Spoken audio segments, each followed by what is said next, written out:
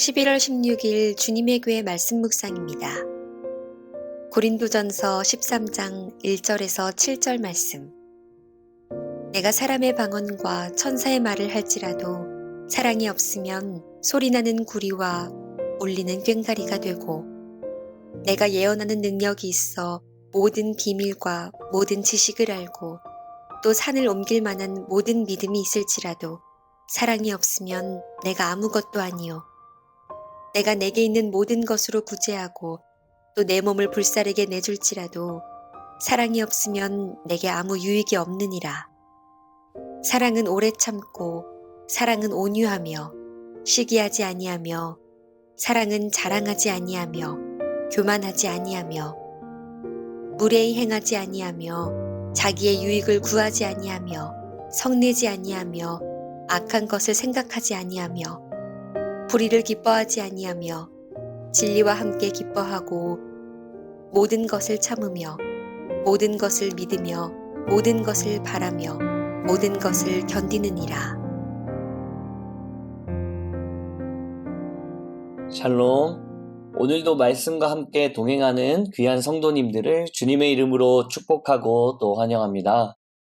이 땅을 살아가는 우리가 감사를 고백하며 나아갈 때 주님께서는 새로운 기쁨들을 우리에게 허락해 주시는 줄로 믿습니다. 특별히 이 시간에는 우리에게 진리의 말씀을 주심에 감사하며 묵상의 자리로 나아가기를 간절히 소망합니다. 오늘 본문은 고린도전서 13장으로 우리에게는 너무나도 잘 알려져 있는 말씀이죠. 이 유명한 별명이 고린도전서 13장에게 있지 않습니까? 바로 사랑장입니다. 그래서 이 고린도전서 13장을 묵상하다 보면 이 사랑에 대해서 이렇게까지 깊게 다루는 곳이 또 있을까 생각이 들 정도로 너무나도 깊고 오묘한 말씀들이 등장합니다. 보통 잘 알려진 말씀일수록 우리는 익숙하다 보니까 깊게 묵상하기가 좀 어려울 때가 있는데, 오늘은 다른 무엇이 아닌 사랑에 대해 그 어느 때보다 깊이 생각해보는 시간이 되시길 간절히 소망합니다. 바울은 고린도 교회를 바라보면서 여러 가지 마음이 들었던 것 같습니다. 특별히 고린도 교회에 만연해 있는 여러 가지 문제들이요, 분쟁과 분열, 음행, 무상숭배의 문제 등 여러 모습들을 바라보면서 어떻게 이 문제를 해결해야 할까 정말 고민이 많았던 것 같습니다. 그런데 바울은 감사하게도 해답을 찾았습니다. 그 해답이 무엇입니까? 고린도 교회에 있었던 수많은 문제들을 해결할 수 있는 유일한 방법, 그것은 다름 아닌 사랑이었다는 것을 알게 된 것입니다. 고린도전서 12장에 보면 수많은 은사들에 대해서 바울은 소개하고 있습니다. 어떤 사람은 지혜를, 어떤 사람은 지식을, 능력, 행함을, 예언을, 영분별, 방언 통역, 병 고침 등 세상에는 수많은 은사들이 있다. 그리고 이 은사들은 한 성령 안에서 그분의 뜻대로 나누어 주시는 선물이다. 그러면서 바울이 했던 이야기가 무엇입니까? 나에게 이런 은사가 있다고 다른 사람들 앞에서 너무 자랑할 것도 아니고, 다른 사람에겐 이런 은사가 없다고 판단할 것도 아니라는 것을 알려주는 것이죠. 이러한 태도들은 오히려 교회 내에 분쟁과 분열만 일으킬 뿐이라는 것이죠. 그러니 서로의 은사들을 존중하고 소중히 여기고, 그 어떤 은사들도 다 존중받아야 할 아름다운 은사들이다 라는 것을 말하는 것이 바울의 이야기인 것입니다. 그런데 교회를 세워가기 위해서 단 한 사람도 빠짐없이 한 가지 은사를 구하는 것이 좋다. 모든 성도들은 이 은사를 꼭 사모하고 간절히 구해라. 그것이 무엇이었습니까? 바로 사랑입니다. 다른 어떤 은사보다도 사랑이라는 은사를 반드시 구해야 한다는 것이죠. 왜 그렇습니까? 이 사랑이란 은사는 고린도 교회의 수많은 문제들을 해결할 뿐 아니라 저와 여러분들이 살고 있는 오늘날의 문제까지도 이 땅 위에 존재하는 모든 교회들에게, 모든 가정들에게, 모든 개인들에게 반드시 필요한 은사이기 때문입니다. 그래서 바울이 이야기하는 강조점들을 한번 보시기 바랍니다. 본문 1절부터 3절까지인데요. 내가 사람의 방언과 천사의 말을 할지라도 사랑이 없으면 소리나는 구리와 울리는 꽹과리가 되고, 내가 예언하는 능력이 있어 모든 비밀과 모든 지식을 알고 또 산을 옮길 만한 모든 믿음이 있을지라도 사랑이 없으면 내가 아무것도 아니요.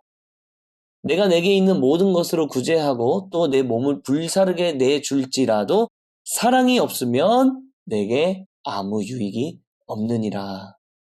이 땅에 수많은 교회들이 있을지라도, 이 땅에 수많은 사람들이 살아갈지라도, 아무리 그 사람들이 건강하고 즐겁게 살지라도, 행복하게 살면서 선한 행동들을 하며 살아간다 할지라도 사랑이 없으면 아무런 가치가 없더라는 것입니다.